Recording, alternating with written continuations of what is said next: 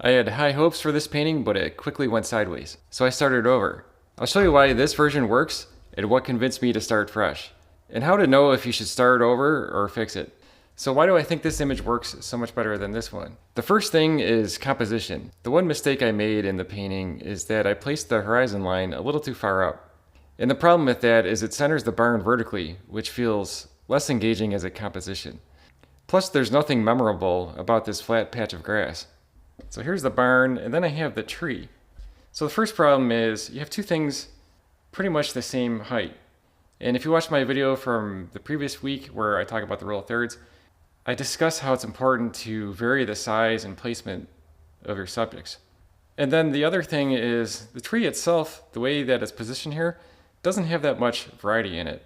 So maybe there's like one sky hole right here, and that's about it. It really didn't develop it that much. The other thing too is there's not much going on in terms of the background. In the reference photo, there's like these condos or something back here. There's like one other tree, which I really didn't put in here. So the background's kind of boring. I do think that the little bit of greenery in front of the barn helps. There's a little bit of green over here to break up the side of the barn. So one of the reasons why I don't think this worked out so well was I set up in the shade because it was so hot. And at this perspective, it's almost like straight on with the barn. So the barn isn't really that interesting either. You have like this flat front side of the barn, and that's about it. The second image has much more going on. For one, the tree is much more interesting. It's taking up almost half the image. It's actually two trees that make up this shape. And the outside of the tree has more variety in it. So you have this tree, and then it's very clear that the barn is behind it. So there's the barn. I'm just sketching this real quick. It's not like it's a perfect drawing. There's the barn, and there's trees behind it too. Can you see how that creates like a layering effect compared to the first one? You have two large trees, a barn, and then there's more trees. So that creates a layering effect. It creates depth. Whereas this is a barn with a tree next to it, and then maybe some generic greenery behind it. The other issue with this image is that there's nothing going on in the foreground. You just have like this plain area of grass, and I tried to add some texture to the lawn, but it really didn't do much. But if you look at the second version, there's much more interest. For one, there's a road that goes across the foreground here, but then there's also these shadows of trees that are behind me. The shadow from this tree is right here, but then there's these other trees that create a shadow here. So you get shadow and then a little bit of bright grass and then more shadow, and then you get more of the tree shapes. The background's more dynamic because it has a building with a red roof in there, and that's a nice little accent color.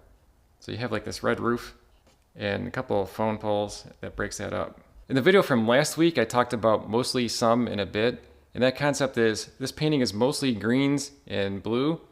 There's some neutrals in there, such as the road and the color of the roof, and even the barn is kind of like a neutral color.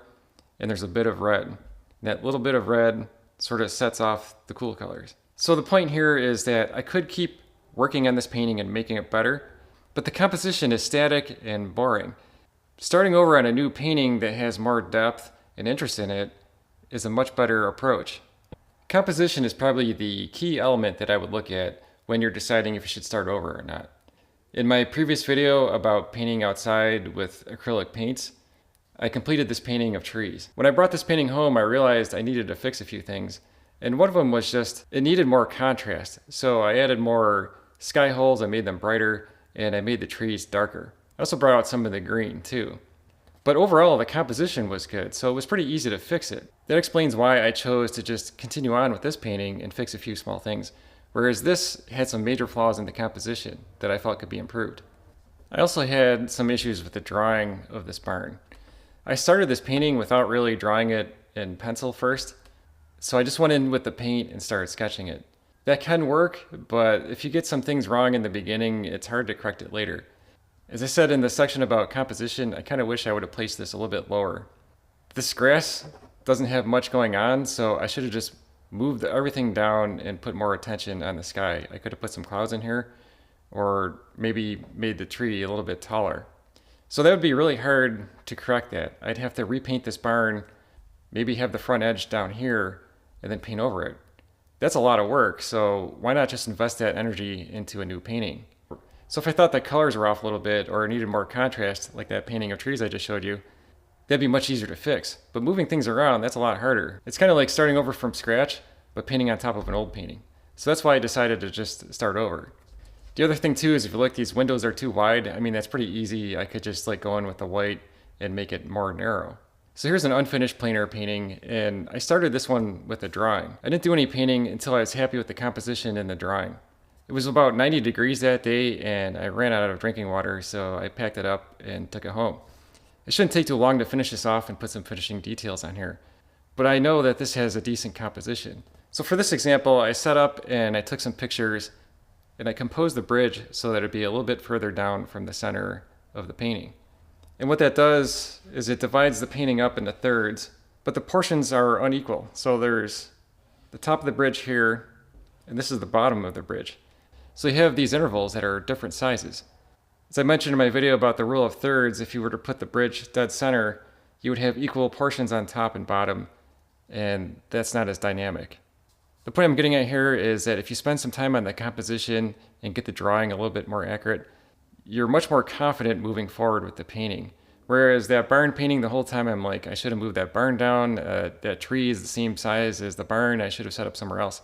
So those are the two main things I think about when I start painting outside. You don't have much time, so you really need to get the composition and the drawing right. If I have to take it home and finish it off there, I'd rather do that than have a painting that doesn't turn out. So for this painting, I spent some time getting the drawing right before I even started putting any paint down. I use a grid to do that sometimes just to make sure that the placement and the proportions are accurate. I used a watercolor pencil to draw the grid on there first, and I like using that because you can erase it with a wet rag. And I also draw with acrylic paint markers so that the drawing will be permanent, and then I can erase the grid lines with water if I want to. The acrylic marker is water resistant, so it should stay put. There were some issues with the color of this painting too. For one, the sky has too much phthalo in it. Phthalo tends to be biased more towards green, and sometimes that looks weird in the sky. So the thing about phthalo is that it has a lot of tinting strength, so when you put a little bit of it in the mixture, it sort of overpowers everything, and it's kind of hard to correct for it. So for the sky in this painting, I started with ultramarine blue and titanium white. Ultramarine blue is biased a little bit more towards magenta, so I corrected that by adding a touch of the phthalo blue, and you get something that's a little bit more balanced out. So if we compare these two blue skies, you can see that this is a little bit more of like an aqua color, or it's a little bit more greenish, whereas this feels a little bit more natural. The other issue with this painting is that it doesn't seem to have enough darks in it. Like I didn't go dark enough with the shadows underneath here, so it's mostly midtones. The highlights would be like the face of this barn, but there's nothing in here that really draws your eye that's like a dark shadow like you see over here. So that's another problem with the color in this. I also made some changes to the colors in this painting. If you look at the tree more closely, you'll see that some of the branches that are more towards the back have like a bluish purple color to them. And I did that to create more of a layered effect where the back end of the tree is more of like a bluish purple and the leaves that are closer to us are more green or more yellow green.